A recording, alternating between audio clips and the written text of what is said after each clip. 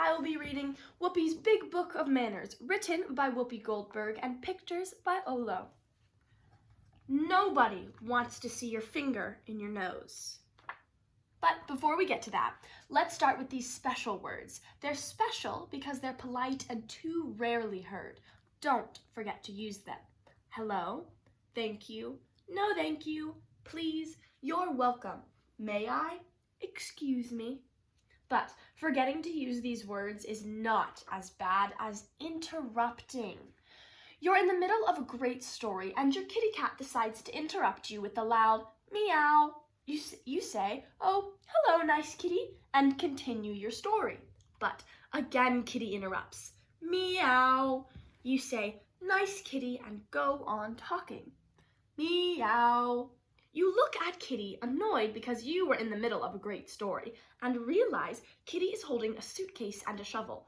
You've forgotten to clean Kitty's litter box. You explain to Kitty that if she had just said, excuse me, things would have happened a lot quicker.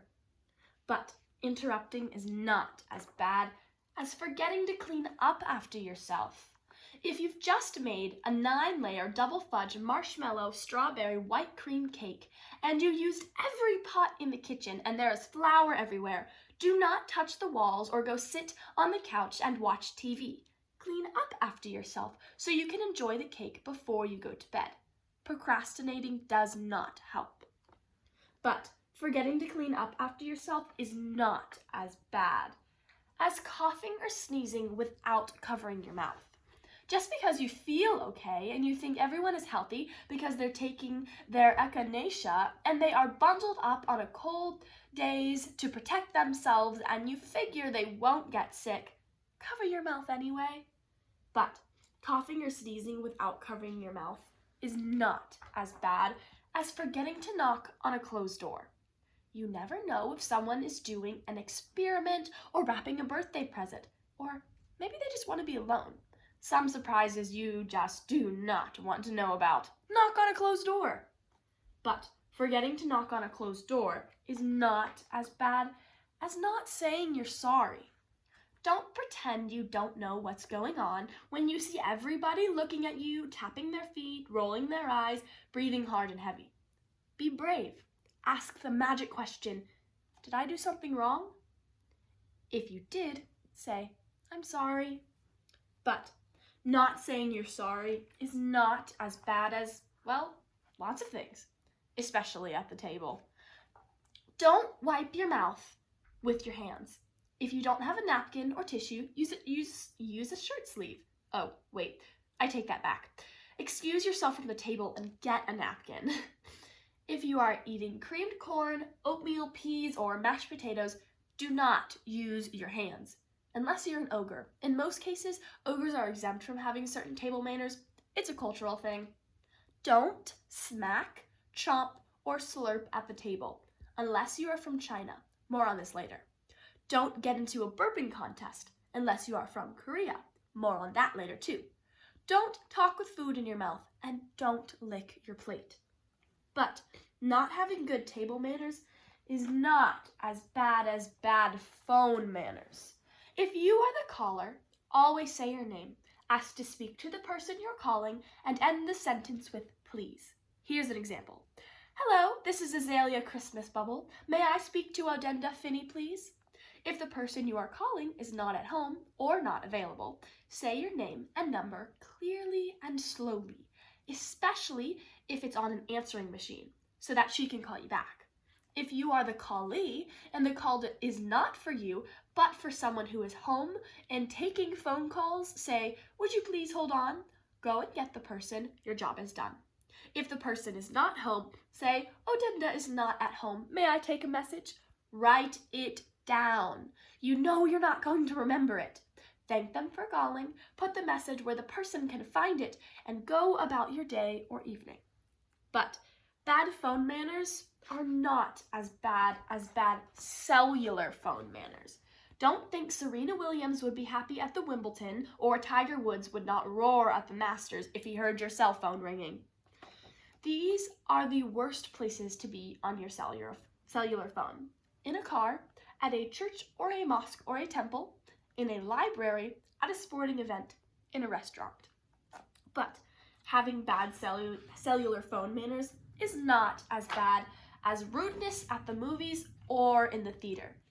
Don't talk. People can always hear you. Whisper if you must. Unwrap your candy before the curtain goes up. Go to the bathroom before you take your seat. And turn off your phone. But rudeness at the movies or in the theater is not as bad as being a poor sport. There are 6 rules for kids. 1. Be a considerate spectator. 2. Don't yell in other people's ears. 3. Cheer your team, but don't aggravate the people around you. 4. At all costs, avoid temper tantrums. They are not attractive. 5. Don't yell ugly words. It makes everyone feel bad. 6. Remember to congratulate the winner and compliment the loser, because we all know everyone tries their best.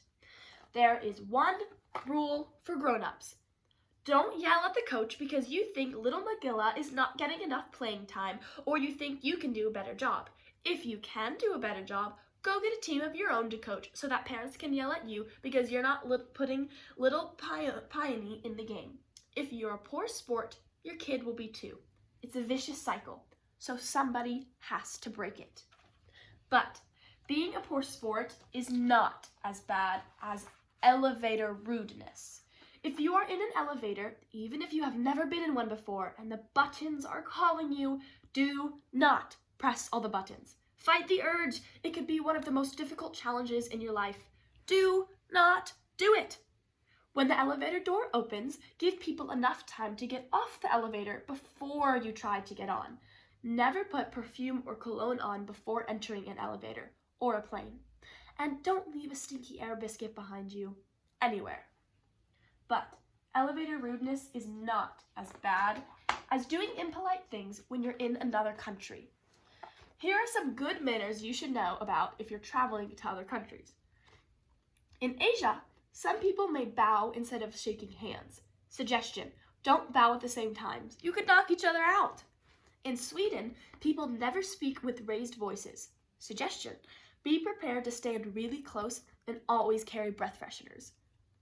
In Germany, it is impolite to put your hands in your lap during a meal. As long as your hands aren't in your nose, they can go anywhere else. In Korea, it is polite to belch at the table. It shows you enjoyed the meal. Note, it's fine in Korea, but it may not go over well in other countries.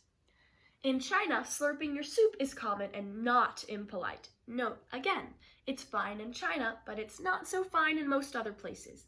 In Italy, friends will greet other friends with a kiss. You might want to save some of that breath freshener from Sweden.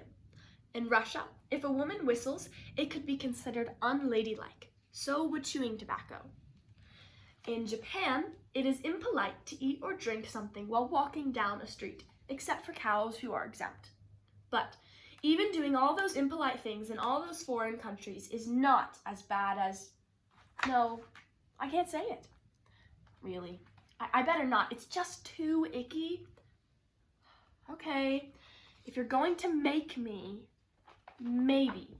If you're all alone in the privacy of your own home or bathroom and not in a car, on a bus, or in a plane, in a school, on the roof, in the office, watching TV, in the movies, or in an elevator, it may be the only time you can stick your finger up your nose, but don't let anyone see. I hope you enjoyed Whoopi's big book of manners, and I hope it made you smile too.